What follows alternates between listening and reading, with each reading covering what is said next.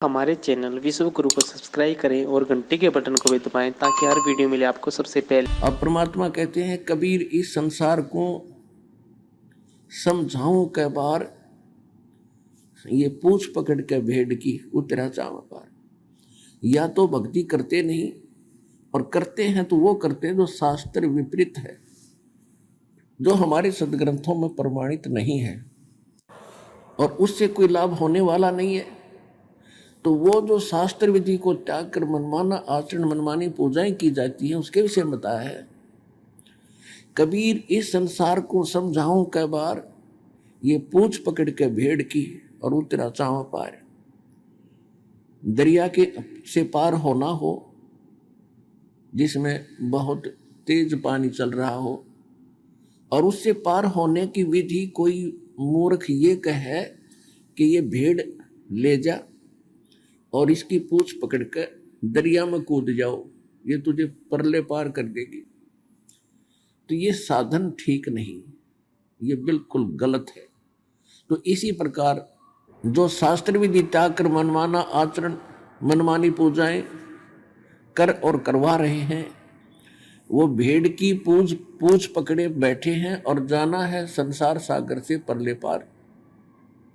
तो संसार सागर से परले पार होने के लिए हमें नौका की आवश्यकता पड़ेगी, समुद्री जहाज की आवश्यकता पड़ेगी, या वायुयान की आवश्यकता पड़ेगी, तभी हम जा सकेंगे।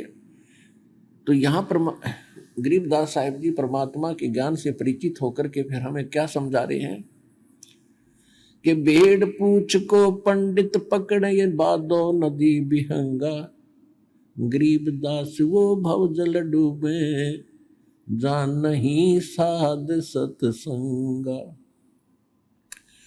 भादुआ के अंदर बहुत वर्षा होती है और दरियाएं अपनी चरम सीमा पर बह रही होती है, उनका जल भंवर पड़ते हुए चल रहा होता है, बह रहा होता है। कहते हैं ये संसार रूपी एक ऐसी दरिया है जिसमें बहुत भयंकर भंवर भी पड़ रही हैं और बहुत गहरा जल है। इससे पार होने के लिए ये पंडित यानी विद्वान पुरुष भेड़ की पूंछ पकड़े बैठे हैं और हमें भी यही सलाह दे रहे हैं। शास्त्र विधि त्याग कर मनमानी पूजाएं कर रहे हैं, ये ब्रह्मा विष्णु महेश के आश्रित होकर के और पूर्ण मोक्ष की आशा लगाए बैठे हैं। ये भेड़ पूंछ को पकड़ रखा है और भादो नदी बिहंगा, ये विकराल रूप धारण करके संसार रूपी सागर में हम घूम रहे हैं। और गरीबदास व भव जल डूबे, ये संसार रूपी इस सागर में ये यही डूब जाएंगे, पक्षियों की योनि प्राप्त करेंगे, जहां नहीं साध सत्संगा, जिनको संत का सत्संग नहीं प्राप्त होता, तो वो गरीबदास वो भव जल डूबे जहां नहीं साध सत्संगा। तो आप जी के ऊपर कितनी कृपा उस परम पिता की, और आप कितने कृपा पात्र उस भगवान के। सभी बहन बेटी भाई बुजुर्ग बालक बच्चे, आपकी किस्मत का अंदाजा लगाया नहीं जा सकता। आज सारा दिन इंसान इतना बिजी हो गया केवल माया की दौड़ में, और मिलना मिलाना कुछ नहीं। कोशिश करते हैं लाभ प्राप्ति की, हो जाती है दूनी हानि, फिर सोचते हैं अगली बार शायद घना सूत बैठ जाए, दाव लग जाएगा। दाव दूर तक कुछ लगना ना, यो अनमोल जीवन जरूर व्यर्थ हो जाएगा आपका इसी ओछी आशाओं में। तो पुण्यात्माओं, हम धन मांगते हैं भगवान से, और भगवान आपको क्या देना चाहता है उससे आप परिचित नहीं। परमात्मा आपको यहां से मुक्ति देना चाहते हैं।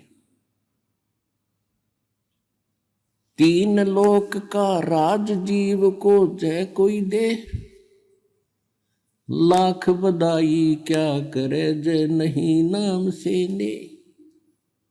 यदि आप तो छोटा मोटा प्लाट अच्छे से शहर में प्राप्त करके अपने आप को धन मान लेते हैं कि करोड़पति हो गया, जिनके पास भक्ति नहीं है, सत्य भक्ति, ये नकली भक्ति यूजलेस है, जिनके पास सत भक्ति नहीं है, उसको चाहे और भक्ति बिल्कुल ना करता हो या सत भक्ति ना हो, उसको चाहे 3 लोक, पूरी पृथ्वी, पूरा स्वर्ग और पाताल, इन तीनों लोक का भी राज दे दे, और उसको क्या बधाई दे रहे हो।